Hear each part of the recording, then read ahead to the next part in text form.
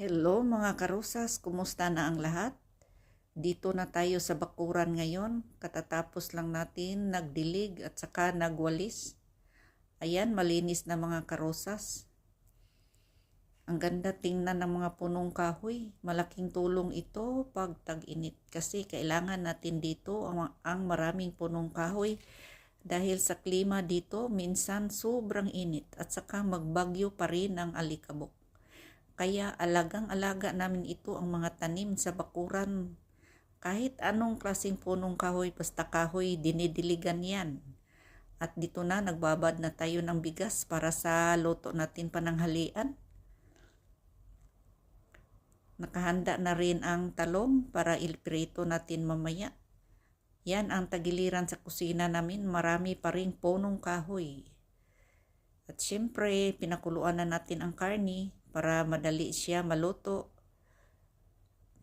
Habang nandito tayo sa kusina, hindi natin kalimutan mag-snacks tayo para hindi magutom. At ito na ang talong. Umpisahan na natin pagprito. Kailangan ang pagprito dito is mahina ang apoy at saka kunti ang mantika. Bali less oil tayo para iwas kolesterol. Kailangan half cook lang siya mga karosas kasi pag masubrahan pagluto, malanta siya kasi ilagay yan sa ilalim ng bigas pagluto natin. Ganyan lang pagluto, medyo brown kunti. Para hindi siya malanta pagluto natin kasi sa pinaka ilalim yan sa bigas, may sabaw yan. Kaya kailangan kunti lang ang pag... Ayan na mga karosas, ipagpatuloy natin ang ginagawa natin sa kusina. So una, ang gawin ko sa magluba, ginisa ko yung karne sa butter. Lagay tayo ng mga kunting spices lang mga karosas. Kunting spices, black pepper, black lemon. Black pepper, black lemon.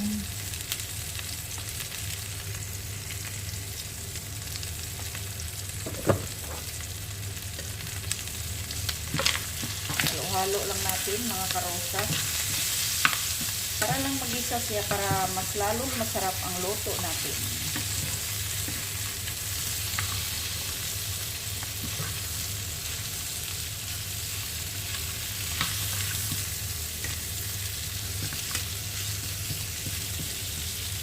Ayan, tama na yan mga karosas, kunting asin pa pala.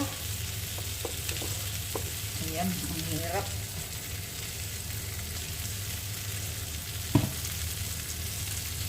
Ayan, nakahanda na yung mga ingredients natin para sa magluba natin. Kamatis, onion, talong, saka yung bigas nakababad ng 1 oras. Rinsa na natin ang onion. Una ang onion guys, kasi luto na yung talong. Onion.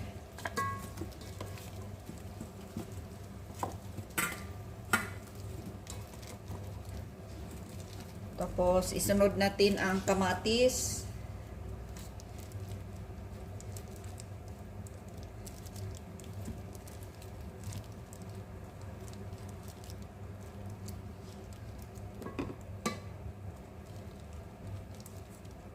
Tapos, lagyan natin ng kunting asin.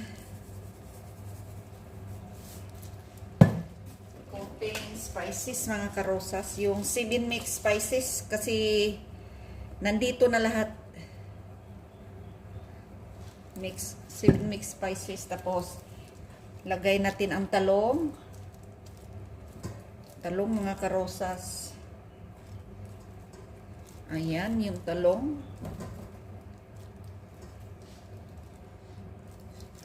Para hindi na sintro. Ayan.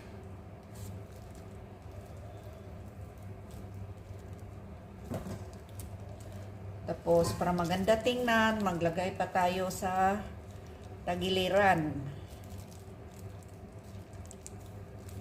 Yan. Para maganda tingnan pag taob natin. Yan.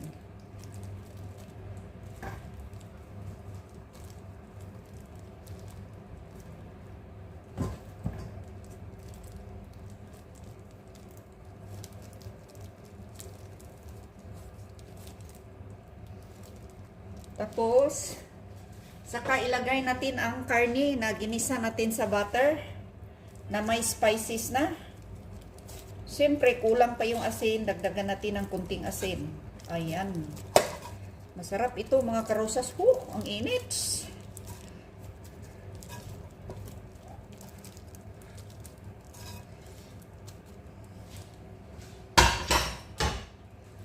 Maglagay tayo uli ng kunting asin, kunting spices, tsaka ilagay natin ang onion. Ayan. Kamatis.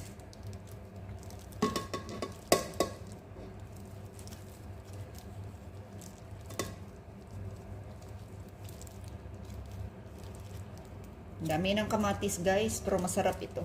Ayan. Siyempre ang pinakahuli yung talong. Ayan. Yung talong guys. Saka yung bigas. Aray, puno na. Pero okay lang kasi pababa pa ito mamaya. Kasi yung kamatis maluto yan, mag-down yan siya, pati yung onion, pati yung talong.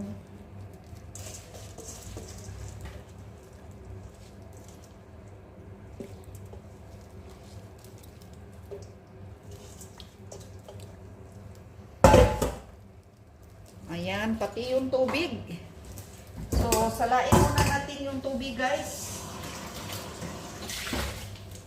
Ay, yung sabaw niya. Ito yung pinakasabaw sa karne. Salain muna natin para mawala yung mga spices.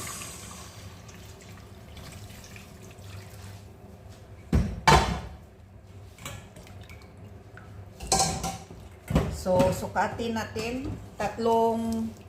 Bali 2.5 itong bigas. Bali 2.5 na tubig. Pero dagdagan natin dahil sa talong,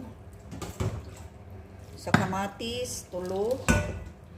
Gawin natin ng 5.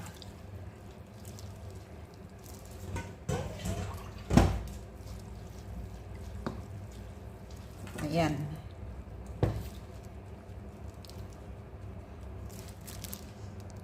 Guys, binawasan ko siya ng kunting sabaw kasi napadami pala. Binawasan ko siya ng 1.5 glass. Kasi pag kulang, ito, may natira, dagdagan na lang natin.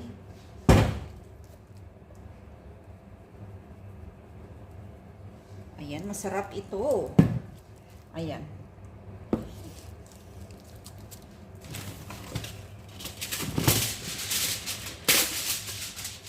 Tapos takpan natin ng aluminum.